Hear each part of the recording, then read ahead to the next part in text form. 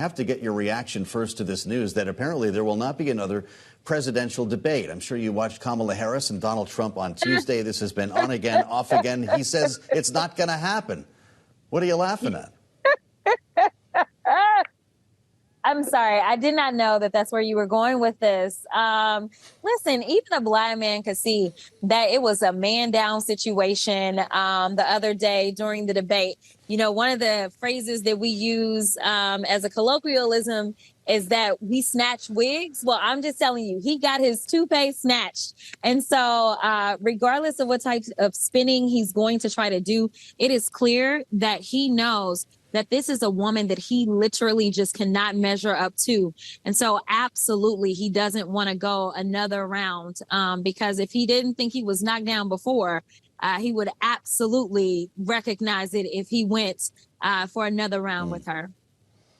Well, he says the hair is real, Congresswoman. I don't know anything about it, but I do know that we hear from his supporters who say, and this isn't the comedy part of the show, but we do hear his supporters remind us that when Donald Trump was in the White House, no new wars, and it was a time, they say, of American prosperity. They felt more enriched. Wages were rising, depending, of course, on who you talk to. How do you answer those claims?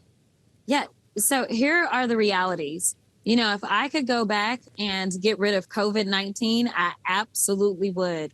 But the reality is that we struggled with COVID-19. And to be perfectly honest, a lot of the harm and the hurt that we're still feeling is because of his mismanagement of COVID-19. And I know that some people would say, oh, no, but COVID is gone. And was it really that bad? Yeah, it was really that bad. I want to remind the American people that we had freezer trucks full of dead bodies, and we did not know if we were going to live to see tomorrow. And this wasn't a disease that just affected those that were seniors. It affected everyone. Everyone has lost someone that they love because of COVID-19. But the reality is that we would not have the mismanagement that we had if we didn't have a commander in chief that told us to inject bleach into our bodies, but instead got down to the business of making sure that we could start to save lives. So I want to remind people that that was part of the problem. Here is the reality. As someone who has a business background, I can tell you that our supply chains are still struggling right now. When we ended up not being able to buy cars because cars were so much more expensive, that's because we literally have chips in everything that we use, whether it's our computers, our cell phones, our watches, our cars. Everything takes chips. That is why the Democrats, when they got control of the House, the Senate, as well as the presidency, they passed the Chips and Science Act because they recognized that we needed to make sure that we could bring some of that manufacturing right back here to the United States. We have seen an unprecedented amount of manufacturing jobs that have arisen in the United States because of the direct actions of this particular administration and the House Democrats and the Senate Democrats. And just to kind of put a final point on that particular thing, in Ohio specifically, they now have a new $26 billion facility that has come to rural America, Ohio. When these people set foot in the White House, they decided that they would be a president and a vice president for the entire United States. And that's what we have to look at.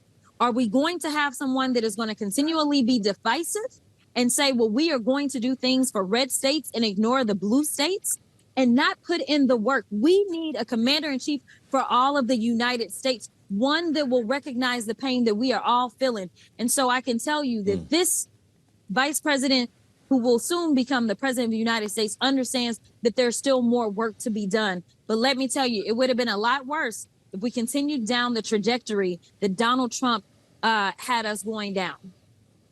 Okay, so let's move this forward from a legislative perspective, Congresswoman, because that's what you're talking about today at the conference. And of course, that's your job. We've heard proposals from Donald Trump with regard to tariffs, with regard to mass deportation, a lot of different things that it appears he'll be able to do. And he's the first to say this pretty much on his own through executive action.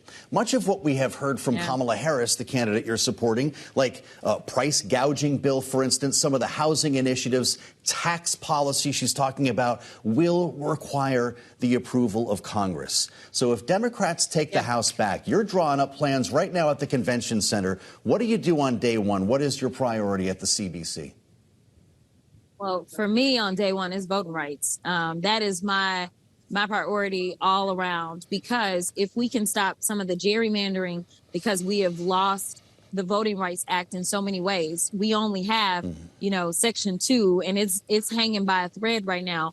And when we're talking about making sure that in states like Texas, we have representation that is actually reflective of the will of the people, we can solve so many problems, whether it's around reproductive access or whether it's around climate change or whether it's around guns. Everything goes down to whether or not we can actually access the ballot box and decide that we are going to choose our leaders instead of our leaders choosing their constituents. And so for me, everything boils down to voting rights.